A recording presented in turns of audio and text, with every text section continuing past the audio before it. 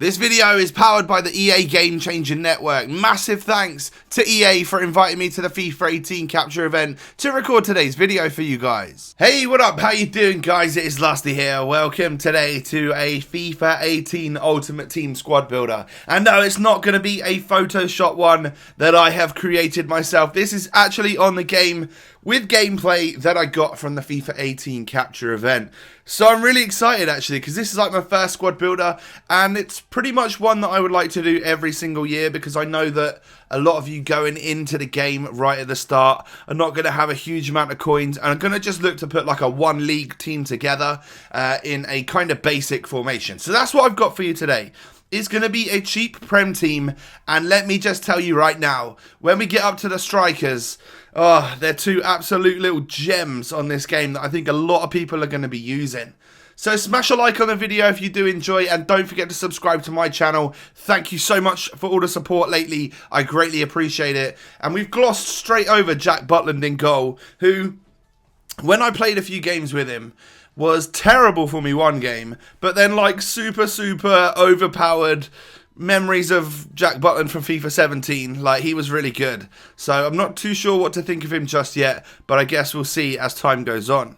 Kolasinac, the new Arsenal fullback, is 80 rated on FUT. He hasn't got over 80 pace, but he does have a whopping 89 physical, so I think that sort of strength and stuff is going to be useful as he sort of slides over and helps with the centre-back covering and all of that type of stuff. We then got Danilo, again, another one who looks pretty solid across the board. Not necessarily super quick, but he's 6 foot tall, out on the right, and I think having under 80 pace is going to keep his price down. We then have Nathan Ake, who is a 76 pace monster. He's not the tallest for a centre-back, but luckily his fullback next to him is quite, a little bit taller than him, so he can help to cover and stuff. And then we do have Mchale, who is taller. He's only got 70 pace, but he's 6 foot 2. He's got good work rates for a centre-back, and of course does have that 85 physical. So I think all in all, we've actually got a really decent little defensive line going on in this particular squad, with that nice high-ish rated, or 80 plus rated Jack Butland in net. So let's add in 4 players across the midfield. At left mid, I'm not gonna lie, I was looking for pace. There's a distinct gap between like these lower rated players, like the one I've chosen here today, Nkudu, and then like the higher rated players like Sanchez and Hazard and stuff like that. So sometimes you're just gonna have to go with the pace, and we have 91 pace on Nkudu right here, and actually he did quite a good job for me. Scored a goal, which I'll show you in the clips part later on, but I had requests to make sure I used Charlie Musonda, who is a right-sided player this year, still 5-star skill, 5-star weak foot, 87 pace and 82 dribbling. I think right off the bat, like, this guy's going to get packed all the time, so I genuinely don't think he's going to be very expensive at all, but he might not also have that final product. He's got 64 shooting, so yeah, you can't gloss over that too much. Is he going to be the right sort of player to add into your squad or not? Emre Can then has been, in my opinion, harshly treated for a 79 overall. I think he should be higher, but to be fair, this one still looked pretty good. And then one of the more expensive players in the team is this guy, it's Bakayoko, who signed for Chelsea. I could have put a cheaper midfielder in there, but I just really wanted to use this guy, and I had no other team that he was going to fit into, so I put him in there today. And I've got to say, across the midfield, really impressed with him. I think he's going to be a nice, usable player, and for chemistry reasons, like getting a perfect link to Kante and stuff, could be used quite a lot. We then have the 2 strikers, which I've told you in advance are pretty mad. We have a gold 77 rated Josh King, who's got 90 pace, 75 dribbling and 77 shooting. Don't underestimate 77 shooting on this game right at the start. When people don't have the greatest of defences and greatest of keepers, that is more than enough to score you lots and lots of goals in your first weekend league. And like I said, he scored a couple goals, but it's really all about this guy, Mchale Antonio, 80 rated, and he's a striker this year. Massive position change for this guy, 85 pace and 80 dribbling, 74 shooting. He has got 4-star skills and weak foot, but he's also got 82 physical.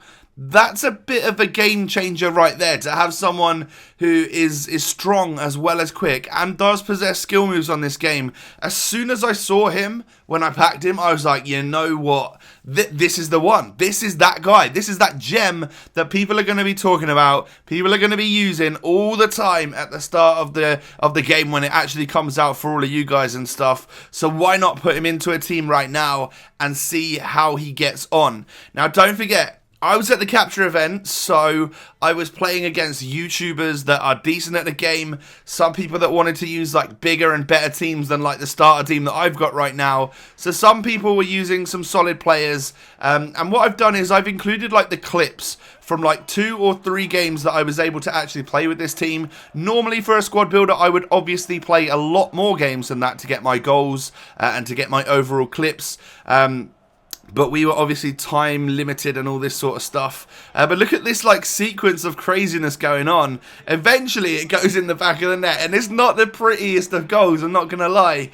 If the scissor kick had gone in from Musonda, yeah, we would have all been like praising it in the comments and stuff. But some great goalkeeping to stop that from going in, followed by some pretty dodgy goalkeeping and just general like, I don't know, like mishaps going on in the box for my opponent's defenders. It was a bit strange. Like, great save there. Somehow I keep the ball from like a failed scissor kick, and then it hits the underneath of the goalkeeper. You can see the reason why he dived that way, because it was kind of going far post, but then it sort of just goes underneath him. So at this point in time, I'm not really sure what to think about goalies, because sometimes they save the most ridiculous shots, and then sometimes you just find like your long shots or your finesse shots from all sorts of angles going into the back of the net. So like I said, it's something that I haven't played enough games yet to really grasp like what situations that I'm in, should I hit the shoot button, or what situation should I try not to shoot and maybe hit like one more pass or something like that. But we'll get there in due course. Like, just give me some time, you know. I had a couple of days to play these games and the servers weren't working for some of that time, and obviously you need to also find someone at the capture event who's open and willing to play a game, because they might be recording something else. So it wasn't the easiest a lot of the time, but you're seeing a lot of the clips and shots and goals, and if you guys have played quite a bit of FIFA 17, you'll be able to tell in certain situations like, okay, that shot would have gone in FUT 17 and it hasn't done this year. That's surprising. Or, okay, those types of shots still work.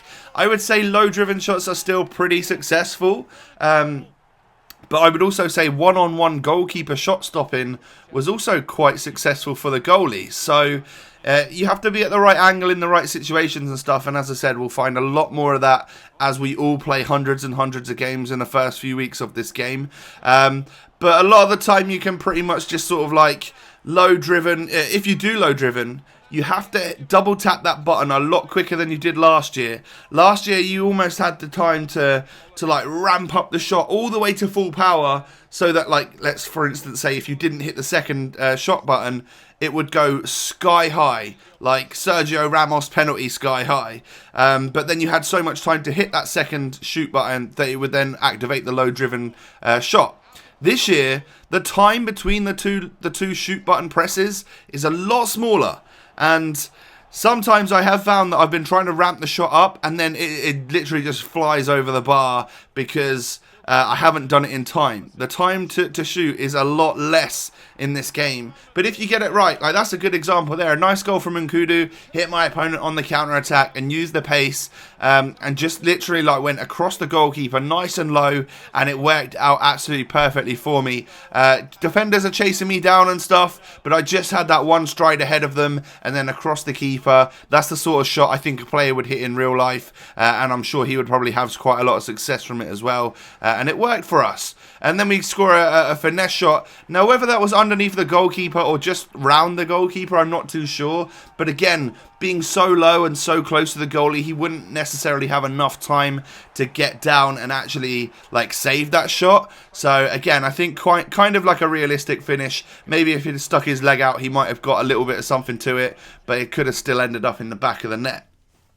So overall, a tidy little Premier League squad builder, and I'll let you know right now that the highlight players for me, Jack Butland in goal, we have Ake at centre-back, Bakayoko in the midfield, and then Antonio up front. Those are the players that you definitely want to get your hands on at the start of the game. They are fantastic. If you have enjoyed today's FIFA 18 squad builder with gameplay, make sure you hit that thumbs up button, and don't forget to subscribe to my channel if you're new around here. The support recently has been astronomically high, and it motivates me so much to keep making content for you guys. I'm in a really great place right now with YouTube and all of that sort of stuff, so just a massive thank you overall. Keep all of that support coming, and I will keep the content coming for you guys as well. Have a good one, and I'll catch you next time. Peace.